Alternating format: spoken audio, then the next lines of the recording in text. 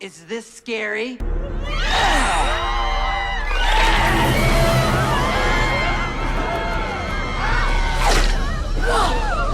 In 1983, Michael Jackson released one of the most iconic music videos of all time, co-written and directed by John Landis.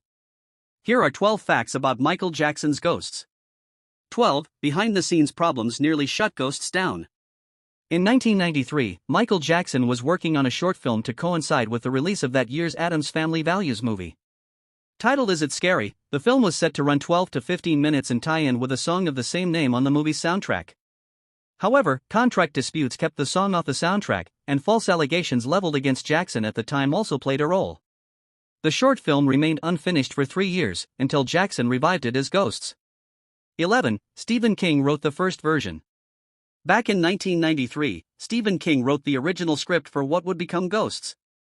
He worked on it with Mick Garris, writer of movies like Hocus Pocus and a frequent collaborator on film adaptations of King's stories. Garris was originally set to direct the video, but by the time filming resumed in 1996, he was busy with a television miniseries based on King's The Shining. 10. Michael Jackson couldn't just let it lie. While the 1993 allegations reportedly shut down production of Is It Scary?, they may also have driven Jackson to finish the final version. According to Mike Smallcomb, author of Making Michael, Inside the Career of Michael Jackson, the events of 1993 made completing Ghosts even more important to him.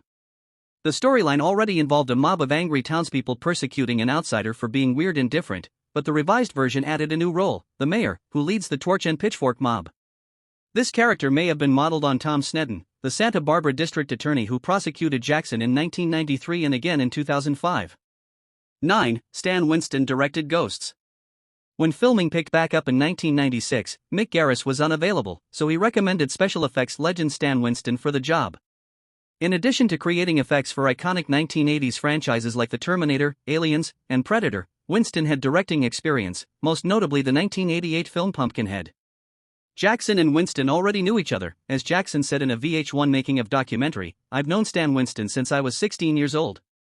In 1978, Winston had done special effects for The Wiz, the Wizard of Oz adaptation in which Jackson played the Scarecrow. 8. Michael Jackson plays multiple roles in Ghosts. When Jackson asked Stan Winston to direct, Winston agreed on one condition: he wanted Jackson to play all the major roles. According to the Stan Winston School of Character Arts website, Winston said, "I wanted Michael to play the haunted house guy, but also the mayor of the town, and an evil demon who comes in at one point." In the end, Jackson plays the maestro, the character who represents himself, the mayor, ghoul versions of both, and even a dancing skeleton brought to life through early motion capture technology. 7. Transforming Michael Jackson into the mayor took hours of makeup. While Ghosts features cutting-edge special effects for 1996, one of the most laborious goes largely unnoticed. Since Jackson plays all the leading roles, he had to spend more than 3 hours in the makeup chair to portray the mayor, a heavy-set man in his 50s. In one bravura sequence, the maestro's spirit enters the mayor's body and forces him to dance, requiring Jackson not only to choreograph the piece but to perform under heavy makeup and costuming as if his own body were trying to resist him.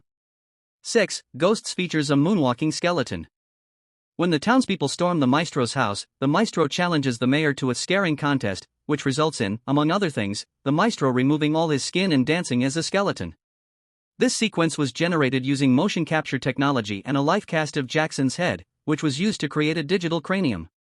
The dancing computer-generated frame perfectly mimics his moves, dancing as only Michael can dance. 5. The dance sequences boast state-of-the-art effects. During the confrontation, the maestro summons a family of moldering ghouls who join him in an elaborate dance number.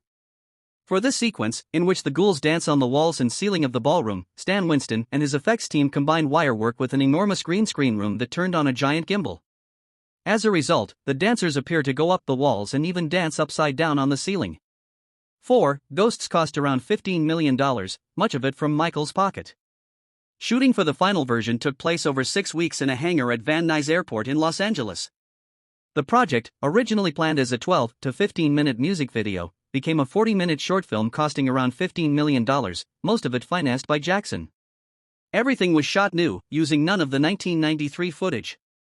According to Mike Smallcomb, Jackson's record label expressed concerns that the project served no purpose.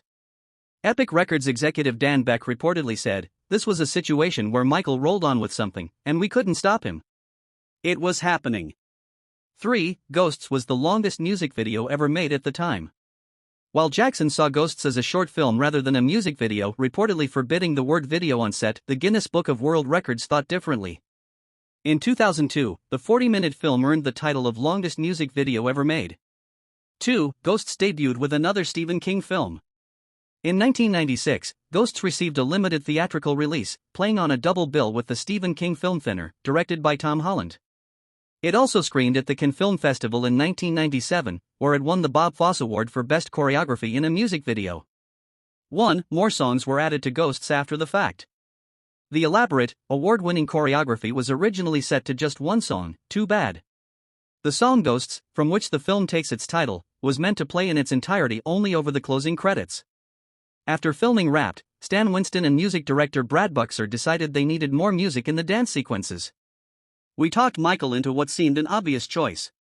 Why not use Is It Scary and Ghosts in a film about ghosts? Buxer said.